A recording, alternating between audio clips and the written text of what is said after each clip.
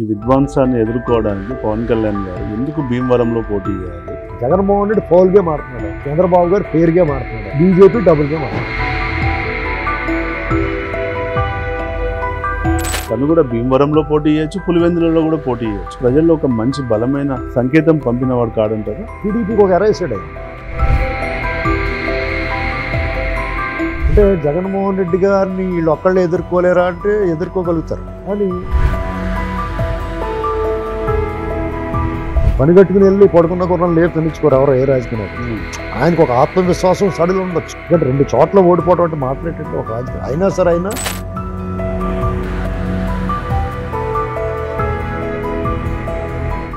నమస్తే ఫ్రెండ్స్, నేను మీ Errabelli Rajinikanth, political analyst. నేటి భారతం ప్రోగ్రామ్కి స్వాగతం. ఈ విధ్వంసాన్ని ఎదుర్కోవడానికి పవన్ కళ్యాణ్ గారు ఎందుకు భీమవరంలో పోటీ చేయాలి? వెళ్ళి డైరెక్ట్గా పులివెందుల్లో జగన్మోహన్ రెడ్డి గారికి వ్యతిరేకంగా పోటీ చేసి తను చేసినటువంటి తప్పిదాలు ఏవైతే ఉన్నాయో, తను చేసినటువంటి గత ఏదైతే ఉందో దాన్ని ఎక్స్పోజ్ చేయడానికి. ఇక్కడ మీరు చూస్తే రేవంత్ రెడ్డి గారు తొడగొట్టి వెళ్ళి కామారెడ్డిలో కేసీఆర్ మీద పోటీ చేశారు. తెలుసు తనకు చేసిన పెద్ద గెలవను అని తెలిసినా కానీ ప్రజల్లో ఒక ధైర్యాన్ని నింపడానికి, ప్రజల యొక్క అటెన్షన్ తన వైపు తిప్పుకోవడానికి, నేను కేసీఆర్ని నేను గద్దె దింపగలుగుతాను అనే నమ్మకాన్ని క్రియేట్ చేయడానికి ఆ ఎన్నికల్లో ఆయన పోటీ చేయడం అనేది చాలా ఉపయోగపడ్డది అన్నది నా ఉద్దేశం. అలాగా అయ్యాల పవన్ కళ్యాణ్ గారు ఎందుకు మళ్ళీ భీమవరం గాజువాక పోటీ చేయాలి? వెళ్ళి పులివెందుల్లో పోటీ చేస్తే ఇంకా మీరు అన్నట్టు ఇంతసేపు మీరు అంటున్నది ఏదైతే ఉందో అదంతా ప్రజల్లోకి తీసుకెళ్లడానికి చాలా ఉపయోగపడుతుంది కదా అన్నది ఆలోచన. మంచి ఆలోచన అండి. యాక్చువల్గా పొత్తు లేకపోతే డెఫినెట్గా అక్కడ పోటీ చేసేవాడేమో అనుకుంటున్నాను.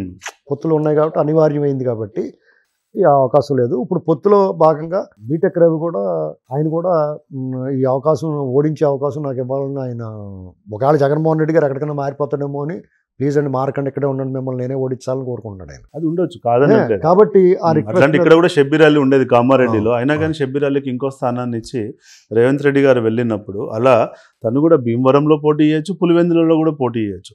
2 దిక్కులో పోటీ చేస్తే ప్రజల్లో ఒక మంచి బలమైన సంకేతం పంపినవాడు కాడంటారు. ఆ వైపు నుంచి మీరు ఆలోచిస్తే నేను ఇంకో కోణంలో ఆలోచిస్తున్నాను. జగన్మోహన్ రెడ్డి కూడా ఆ కులకోట నుంచి బయటకు వచ్చి వైనాట్ 175 అన్నాడు కాబట్టి వీళ్ళిద్దరూ పొత్తులతో వచ్చిన సింహం సింగిల్గా వస్తున్నాను, వీళ్ళే గుంపులుగా వస్తున్నారు అంటున్నాడు కాబట్టి 2 చోట్ల 3 చోట్ల పోటీ చేసే అవకాశం ఉంటుంది కదా, ఉంది కదా.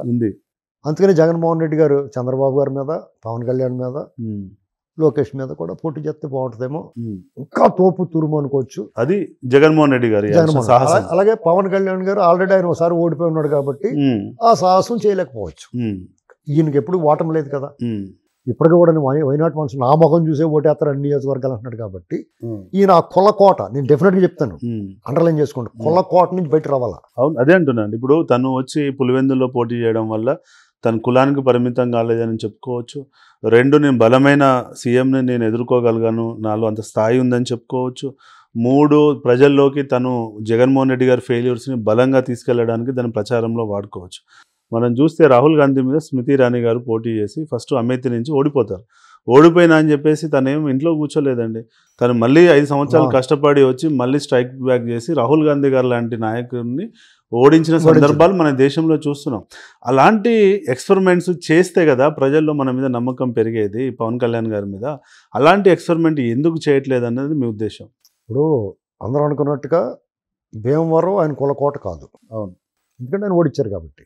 పులివెందులు ఆయన కులకోట అంటాను, ఎందుకంటే ఆయన ఎప్పుడు ఓడించలేదు కాబట్టి వాళ్ళు ఎవరిని పెట్టినా గెలిపించారు కాబట్టి. ఇక పవన్ కళ్యాణ్ గారే ఎందుకు పోటీ చేయలేదు అతని మీద అంటే డెఫినెట్గా పని కట్టుకుని వెళ్ళి పడుకున్న కుర్రం లేదు తెచ్చుకోరు ఎవరో ఏ రాజకీయ నాయకుడు. ఆయనకు ఒక ఆత్మవిశ్వాసం సడిలు ఉండొచ్చు. ఎందుకంటే 2 చోట్ల ఓడిపోవడం అంటే మాట్లాడేటంటే ఒక రాజకీయం అయినా సరే అయినా 2009 నుంచి 2014 వరకు ఒక రాజకీయం అయితే 2014 నుంచి 2019 వరకు ఇప్పుడు ఇవాళ వరకు కూడా క్రమక్రమంగా ఆయన కొంత ఈ అవగాహన వచ్చిందని నేను అనుకుంటున్నాను. ఎందుకంటే మొదట్లో కొంతమంది ఆయన్ని పక్కన చేరి కులం అనేటువంటి ముసుగులోని కులం మనం బలం అనేటువంటిది ఆయనకి బాగా చెప్తే ఆయన గబక్కన ఎవరేం చెప్తే అది మాట్లాడుతూ ఉంటాడు ఒకసారి. అలాగా ఆయన అయి ఉండొచ్చు 2019 వరకు. తర్వాత ఆయన చాలా పద్ధతిగా ఆలోచించి ఉంటాడు. మనం ఇందులోంచి ఒట్టిన పడాలంటే పార్టీని మీరు ఇందాక అన్నారు కదా, క్యాడర్ని తయారు చేసుకోలేదు, నాయకత్వాన్ని నిర్మించుకోలేదు అన్నాడు కాబట్టి ఆ వైపుగా ఆలోచిస్తున్నాడు. ఆ వైపుగా ఆలోచించే దాంట్లో మొదటి అడుగు పొత్తు. ఆయన ఏమన్నాడు, టీడీపీకి ఒక ఎర వేసాడు ఆయన. ఆయన వేసింది ఎర అంటాను నేను. ఎందుకంటే మొట్టమొదట ఆయన నేను ఓట్లు చేయాలని ఉన్నాను కానీ వీళ్ళు చెవులు మిదులుతాయి, ఇదేమో మనకు పనికొచ్చేలా ఉన్నాడు డెఫినెట్గా. అంటే జగన్మోహన్ రెడ్డి గారిని వీళ్ళు ఒక్కళ్ళే ఎదుర్కోలేరా అంటే ఎదుర్కోగలుగుతారు, కానీ ఆయన కూడా ఉన్న ఈ యంత్రాంగాన్ని వీళ్ళని కష్టం కదా. పోలీసులు ఆంధ్రప్రదేశ్లో పోలీసులు ఈ టర్మ్లో ఎంచేత వాళ్ళకి ఏం రోగం వచ్చిందో తెలియదు కానీ వాళ్ళ కార్యకర్తల్లో పనిచేస్తారు. ఇది చాలా దురదృష్టకరం అండి. ఎలాంటి నాయకులు పోలీస్ అధికారులను చూసాం మనం, పరదేశీ నాయుడు, కేపీఎస్ వ్యాస్, ఉమేష్ చంద్ర, ఇలాంటి వాళ్ళని చూసాం. వాళ్ళని చూస్తే గజగజ వణికేసేవారు. అలాంటి ఆఫీసర్లను చూసి ఇవాళ 11 మందిని పక్కన పెట్టి డీజీపీ చేసాడు ఒక ఆయన్ని. ఇంకా అతను నియమం లేదు అలా పెట్టాడు అలాగా, కానీ కేంద్రాన్ని కూడా పంపించలేదు. ఇతనే మాకు కావాలని ఇంత అడ్డగోలుగా వ్యవహరిస్తుంటే వాళ్ళు నోరు మూసుకుంటారు. ఒకడు ముక్కల కింద నరికేసి ఆయన అరెస్ట్ చేయలేకపోతే సిబిఐ. మనీష్ సిసోడియాని మాత్రం లోపల నుంచి బయటకు రానివ్వరు. ఇక్కడ ఇంట్లో వండేసిన సారా అమ్ముతుంటే కూడా వీళ్ళు పట్టుకోరు. ఇలాంటి దుర్మార్గమైన వ్యవహారం నడుస్తుంటే అసలు వాళ్ళు ఎదుర్కోవడం మానవ మాత్రుడు సాధ్యమండి. ఇప్పుడు మీరు ఫెయిర్గా మాడితే నా నైపుణ్యంతో మిమ్మల్ని గెలవగలుగుతాను. మీరు జగన్మోహన్ రెడ్డి ఫౌల్ గేమ్ ఆడుతున్నాడు, చంద్రబాబు గారు ఫెయిర్ గేమ్ ఆడుతున్నాడు, బీజేపీ డబుల్ గేమ్ ఆడుతుంది. ఈ మరి రాజకీయ ముఖ చిత్రం ఎలా ఉన్నప్పుడు మరి దీన్ని ఎలా ఎదుర్కొంటాడు ఎవడన్నా?